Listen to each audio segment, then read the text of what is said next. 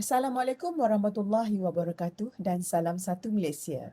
Terima kasih tidak terhingga buat TS Dr. Syamsul Anwar bin Chimi atau Ismail selaku pensyarah buat subjek SCCT 1013 yang saya hormati.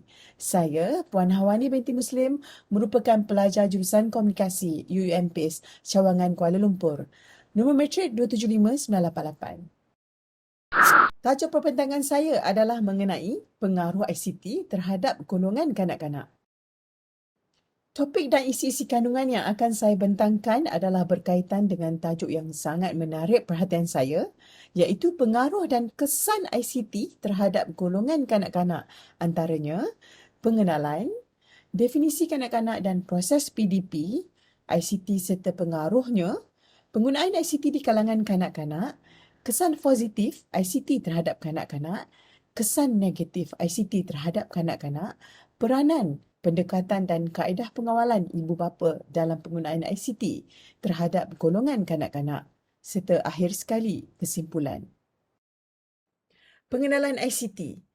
Perluasan penerapan sains yang berterusan dalam masyarakat dan peningkatan peranan komputer dalam komunikasi dan pertukaran maklumat memberi impak terhadap munculnya bidang baru iaitu teknologi maklumat dan komunikasi ICT. ICT adalah sektor IT yang bertanggungjawab untuk pemindahan teknologi maklumat dan alat untuk mengawal aliran logik dan penghantaran data melalui media yang berbeza. ICT kini diiktiraf sebagai salah satu cabang IT yang paling penting. Istilah ICT sering digunakan dalam konteks tertentu seperti ICT dalam penjagaan kesihatan atau pendidikan. Kepentingan ICT lebih berdasarkan kepada kemampuannya untuk mewujudkan akses yang lebih luas ke maklumat dan komunikasi daripada aspek teknologinya.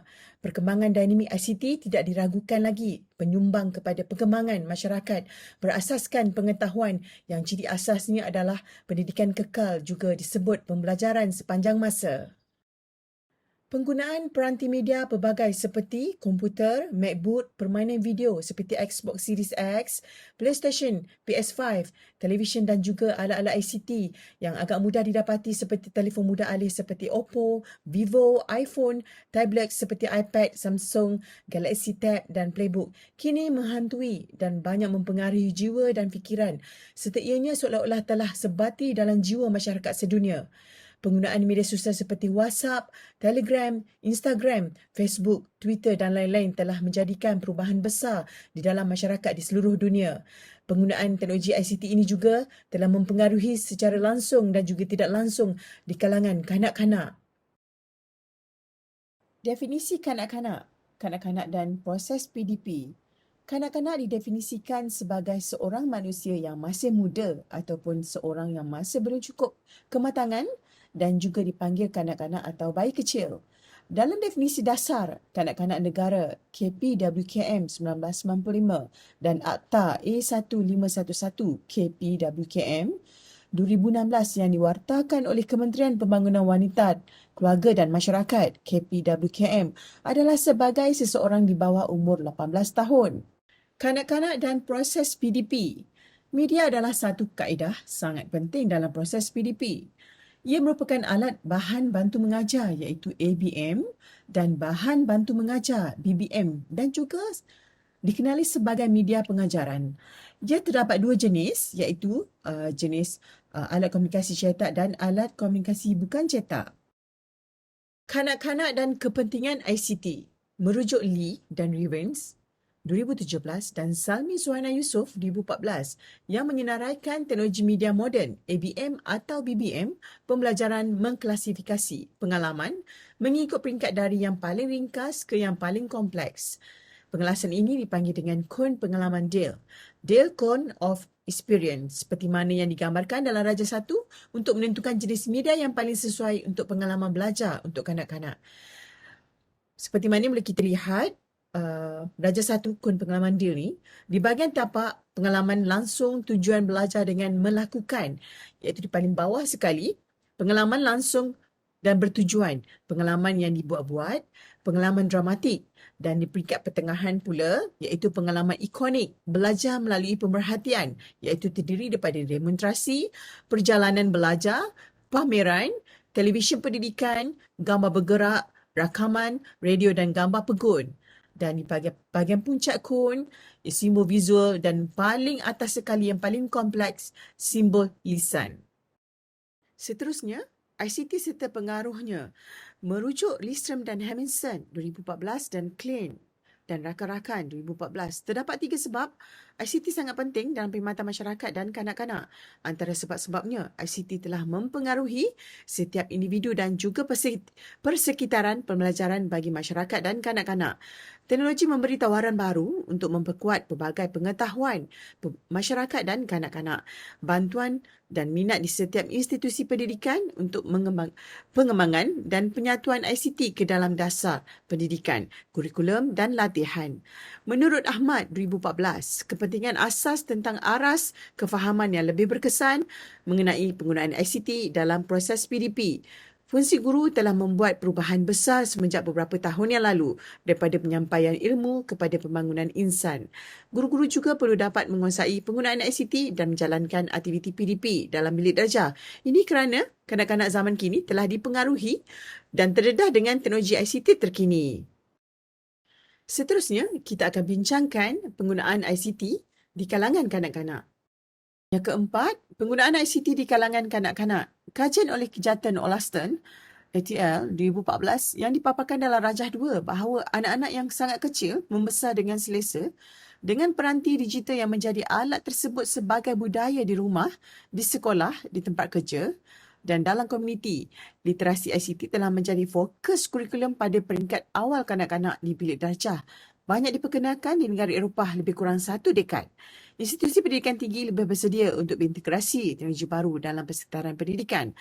Rajah 2 menunjukkan bilangan kajian setiap peringkat umur kanak-kanak di Eropah oleh Kejahatan Olafston dan rakan-rakan 2014.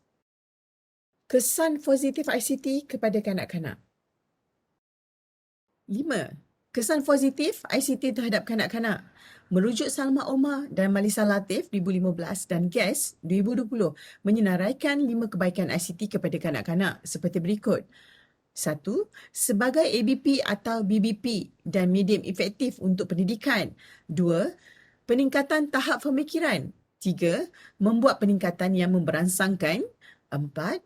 Membentuk semangat berpasukan dan kolaborasi. 5. Meningkatkan kemahiran inovasi dan pemikiran kritis. Sambungan daripada kesan positif ICT terhadap kanak-kanak. Sebagai ABP atau BBP dan medium efektif untuk pendidikan, aplikasi PDP yang merangkumi subjek-subjek seperti berikut: bahasa, sains, matematik, geografi dan lain-lain lagi yang boleh diperolehi untuk semua golongan dan usia kanak-kanak. Aplikasi PDP ini juga dapat dilaksanakan dalam suasana bersahaja seperti pembelajaran melalui aplikasi permainan. Dan PDP juga mampu membangkitkan keinginan dan minat di kalangan kanak-kanak untuk belajar kerana ia menggunakan unsur-unsur bunyi dan corak serta grafik. Antara kedua kesan positif ICT terhadap kanak-kanak. Shima Diana Muhammad Fazri dan Siti Marziah Zakaria 2018. Dalam kajiannya terdapat 4 tahap perkembangan kefahaman di dalam kalangan kanak-kanak, iaitu tahap sensori motor atau deria motor, tahap praoperasi, tahap operasi konkret dan tahap operasi formal. Pengetahuan kanak-kanak terhadap peranti media membuat mereka lebih cekap dalam mengawal ICT. Perubahan dunia masa kini telah banyak bergantung harap kepada ICT. Oleh itu, langkah permulaan bagi kanak-kanak adalah meneroka kepada dunia ICT adalah pilihan bijak. Ini kerana apabila kanak-kanak giat melakukan aktiviti dalam ICT, secara tidak langsung mereka akan berasa minat untuk mempelajari perkara baru atau yang lain berkaitan dengan ICT. Sambungan daripada kesan positif ICT terhadap kanak-kanak. Yang ketiga, membuat peningkatan yang memberansangkan. Sharifah Nur Putih dan Kamarul Azman Abdul Salam 2011, kajian yang memperlihatkan tahap kesediaan penggunaan ICT serta pencapaian hasil kerja dan tingkah laku murid prasekolah melalui penggunaan ICT.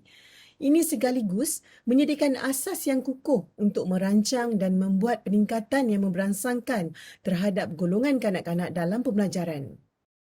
Yang keempat, membentuk semangat berpasukan dan kolaborasi.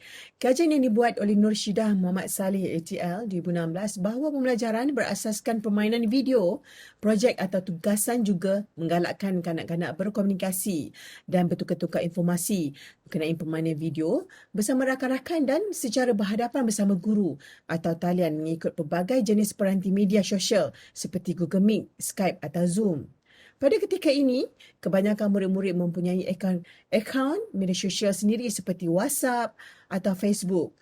Melalui media sosial ini, guru boleh membuat turun nota atau latihan kepada pelajar. Yang kelima, meningkatkan kemahiran inovasi dan pemikiran kritis. Menurut Ibrahim dan Yatim, 2014 dalam kajiannya tentang kreativiti dan kemahiran kanak-kanak, penggunaan ICT bagi tujuan pembelajaran dapat meningkatkan kemahiran inovasi dan pemikiran kritis di kalangan kanak-kanak dan membolehkan mereka menjadi lebih pintar. Contoh seperti kemahiran berfikir, kemahiran menyelesaikan masalah, kemahiran belajar, kemahiran daya cipta, kemahiran kognitif, kemahiran asas dan teras kemahiran saintifik. Kesan negatif ICT terhadap kanak-kanak. Bagi perkara yang keenam, kesan negatif ICT terhadap kanak-kanak. Menurut Daniel Muhammad 2021 dan Salma Omar dan Malisa Latif 2015 menyenaraikan 12 kesan negatif peranti pintar ICT terhadap kanak-kanak adalah seperti berikut. Jika kita lihat, terdapat 12 dalam senarai jadual ini. Nombor pertama, masalah obesiti dan masalah kesihatan berlaku pembaziran waktu dan menyebabkan ketagihan. Yang ketiga, menyebabkan gangguan tidur dan masalah tidak cukup tidur. Yang keempat, tabiat pemakanan tidak sihat dan kekurangan nutrisi.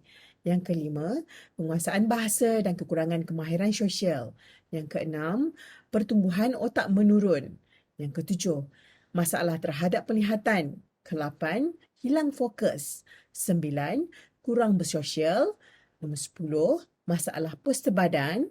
Yang ke-11, menyebabkan sikap memberontak iaitu tantrum.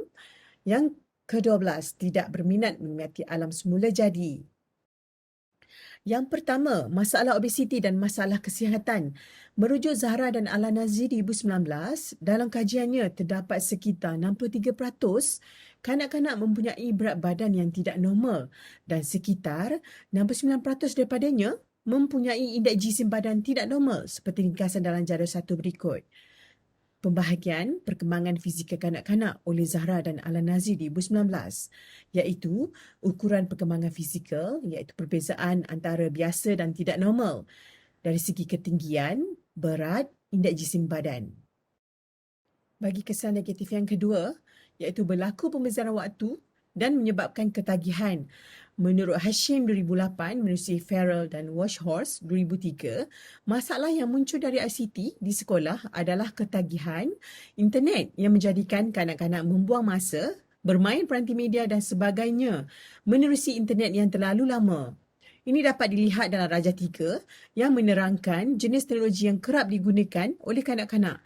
Ini menunjukkan bahawa sekitar 78.2% kanak-kanak menggunakan iPad diikuti dengan permainan video iaitu 10.3%.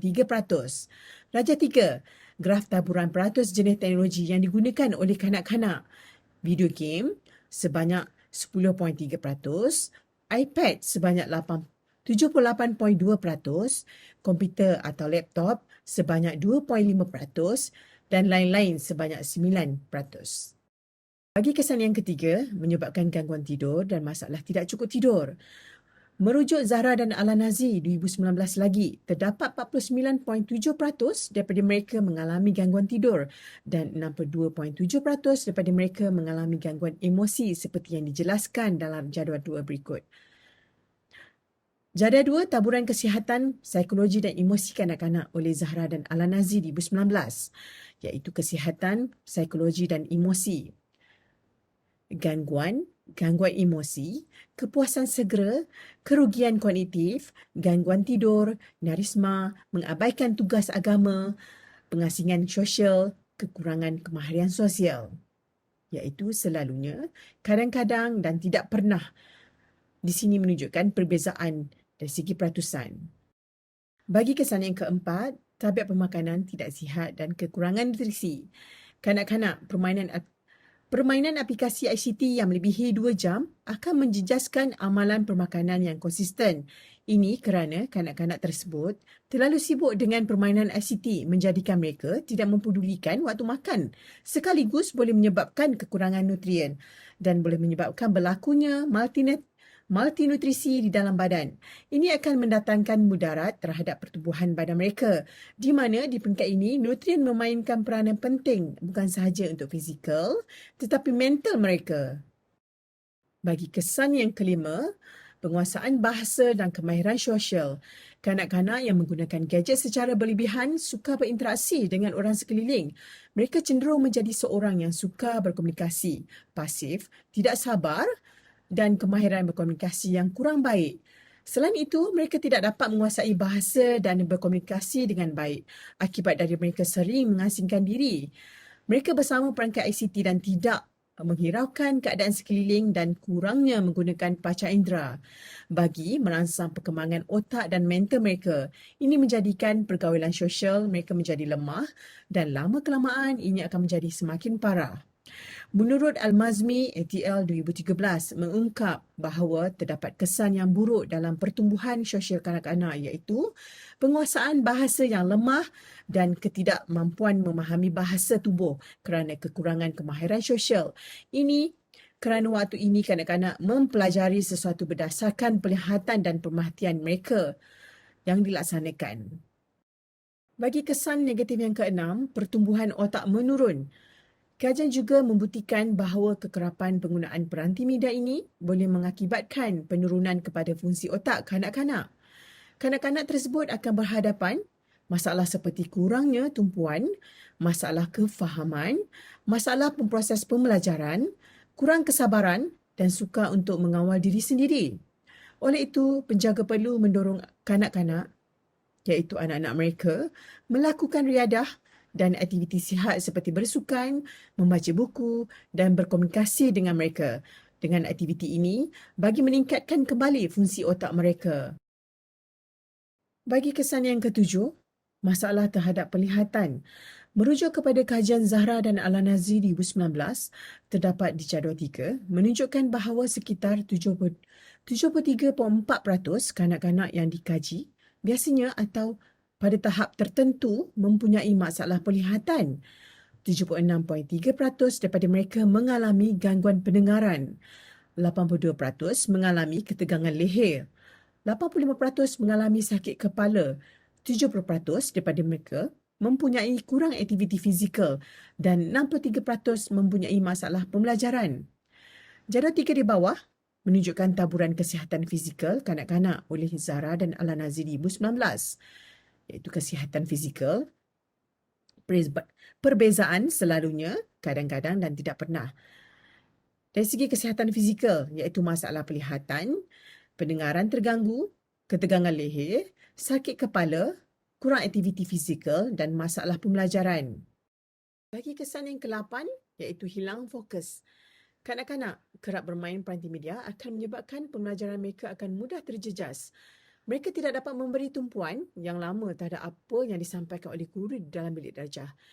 Kadar masa tumpuan belajar menurun iaitu sekitar 4 saat dibandingkan dengan kanak-kanak yang tidak menggunakan peranti media di dalam bilik darjah iaitu sekitar 13 minit. Kegagalan untuk memberi tumpuan terhadap pembelajaran ini amat merisaukan banyak pihak, terutamanya pihak sekolah dan guru. Ini akan menyebabkan berlakunya masalah kawalan kelas, mengganggu rakan, sedarjah dan sebagainya. Kesan negatif yang ke-9, kurang bersosial. Kanak-kanak perlu berkawan untuk berkomunikasi dan bermain bersama kawan mereka. Jika kanak-kanak dan peranti media tidak dapat dipisahkan, ini akan menjadi kesukaran bagi kanak-kanak untuk bersosial dan berkawan. Kehidupan seharian mereka hanya bersama peranti media. Oleh yang demikian, ibu bapa perlulah membawa anak-anak mereka ke taman-taman permainan supaya anak-anak mereka dapat bermain dengan rakan sebaya mereka. Hal ini dapat memberi manfaat, bukan sahaja merangsang sosial skill mereka tetapi secara tidak langsung melatih kanak-kanak menjadi lebih aktif dengan melakukan pelbagai gerakan. Bagi kesan yang ke-10, masalah postur badan. Menurut hasil temubual utusan bersama konsultan pediatrik dan neonatologis Datuk Muhammad Iqbal Muhammad Sarwar dalam keterangannya memberitahu bahawa kanak-kanak yang bermain dengan peranti media dalam keadaan postur badan yang buruk, dalam kedudukan berbaring atau keadaan duduk yang sangat lama boleh mengakibatkan sakit pada bahagian tulang belakang. Keadaan ini akan memberikan risiko bongkok pada usia muda lagi. Kebiasaannya dalam postur badan kanak-kanak yang menggunakan peranti media terlalu lama dan agak membongkok sedikit akan menyebabkan tekanan di bahagian belakang saraf tulang belakang dan juga otot yang terlibat. Keadaan ini boleh menjadi serius terhadap kanak-kanak. Kaedah duduk dalam postur badan yang salah juga akan menyebabkan risiko sakit di leher dan juga masalah di pinggul kanak-kanak pada usia muda lagi. Keadaan ini akan memberi kesan buruk jangka panjang terhadap kanak-kanak sehingga mereka dewasa. Bagi kesan yang ke-11, menyebabkan sikap memberontak iaitu tantrum. Kanak-kanak yang bermain dengan peranti media terlalu lama menjadikan mereka lebih cenderung menjadi agresif. Tantrum adalah sikap agresif pada kanak-kanak. Mereka mudah hilang sabar dan apabila keadaan ini berlaku, mereka akan menghentak, menjerit dan melemparkan diri ke lantai serta menangis jika kehendak dan keperluan mereka dihalang. Jika tidak dibendung daripada peringkat awal lagi, masalah tantrum ini akan berterusan dan sukar dikawal. Kesan yang terakhir iaitu kesan negatif yang ke-12. Tidak berminat alam semula jadi. Kanak-kanak yang ketagihan bermain peranti media yang terlalu lama akan menghabiskan masa mereka di dalam rumah saja. Pendapat bahawa terdapat banyak kes-kes jenayah yang melibatkan kanak-kanak di luar rumah. Ini menjadi alasan ibu bapa untuk melindungi anak-anak mereka dan menganggap teknologi sangat berguna ini dapat menolong dari segi keselamatan anak-anak mereka. Walau bagaimanapun, mereka tidak menyedari bahawa kanak-kanak tersebut terasing dari dunia luar dan kurang mendapat pancaran cahaya matahari yang boleh memberi manfaat iaitu penghasilan vitamin D pada tubuh badan. Vitamin D adalah nutrien di dalam kumpulan psikosteroid, larut lemak yang bertanggungjawab untuk meningkatkan penyerapan kalsium, magnesium dan fosfat pada usus dan banyak lagi kesan biologi lain yang merupakan salah satu vitamin yang penting dalam pembesaran tulang kanak-kanak yang kuat dan sihat. Bahagian yang ke-7, peranan, pendekatan dan kaedah pengawalan ibu bapa dalam ICT terhadap golongan kanak-kanak. Menurut Jalil, 2021, ibu bapa menerima perkembangan generasi digital dengan bersemangat, manakala ada segelintir yang lain merasa panik, bimbang, malah hampir paranoid kerana mereka hanya melihat sisi negatif dalam pengguna peranti serta peralatan ICT ini. Perincian garis panduan dinyatakan dalam jadual 4. Jadual 4 menunjukkan pendekatan dan kaedah ibu bapa dalam pengawalan peranti ICT terhadap kanak-kanak oleh Jalil 2021. Bahagian A, kawalan melalui aplikasi dan tetapan dalam gadget atau peranti. Bahagian B, latihan melalui disiplin dan bahagian C, pembinaan kawalan dalaman diri. Akhir sekali, bahagian ke-8, kesimpulan. Definisi dasar kanak-kanak negara KPWKM 1995 dan Akta A1551 KPWKM 2016 sebagai seorang yang di bawah umur 18 tahun. Merujuk Salma Omar dan Malisah Latif 2015, senarai 5 kebaikan ICT kepada kanak-kanak, BBP atau ABP dan media efektif untuk pendidikan dapat meningkatkan tahap pemikiran, membuat peningkatan yang memberangsangkan kanak-kanak dalam pembelajaran dan meningkatkan kemahiran inovasi dan pemikiran kritis di kalangan kanak-kanak. Menurut Dani dan Muhammad 2021 dan Salma Omar dan Malisah Latif 2015, senarai 12 kesan negatif peranti pintar ICT terhadap kanak-kanak, masalah obesiti dan masalah kesihatan, berlaku pembaziran waktu dan menyebabkan ketagihan, menyebabkan gangguan tidur dan masalah tidak cukup tidur, tabiat pemakanan tidak sihat dan kekurangan nutrisi, penguasaan bahasa dan kekurangan kemahiran sosial, pertumbuhan otak menurun, masalah terhadap penglihatan, hilang fokus, kurang bersosial, masalah postur badan, menyebabkan sikap memberontak, tantrum dan tidak berminat menikmati alam semula jadi. Sambungan daripada kesimpulan, Pengaruh dan kesan penggunaan ICT berlebihan terhadap golongan kanak-kanak khususnya akan memberi kesan yang negatif yang amat memberi padah kepada perkembangan dan tubesaran mereka sekiranya tiada kawalan dan pengawasan yang ketat daripada penjaga mereka. Oleh yang demikian, semua pihak berperanan dalam memastikan golongan kanak-kanak ini memperolehi manfaat daripada kebanjiran teknologi masa kini dan ianya dapat memberikan sumbangan dalam konteks perkembangan kanak-kanak. Penjaga memainkan peranan pendekatan dan kaedah dalam pengawalan terhadap golongan kanak-kanak agar perkembangan dan tubesaran mereka terpelihara dan terjaga dengan baik. Penjaga berkejaya mengawasi dan memastikan penggunaan ICT dapat dikawal sebaik-baiknya seterusnya menghindarkan dari mendatangkan kesan negatif jangka panjang terhadap kesihatan psikologi, kerohanian dan juga tingkah laku kanak-kanak pada masa akan datang. Seterusnya adalah senarai rujukan. Terdapat 4 slide yang terkandung senarai rujukan yang saya gunakan dan saya merujuk untuk menyiapkan tugasan ini. Sekian, terima kasih.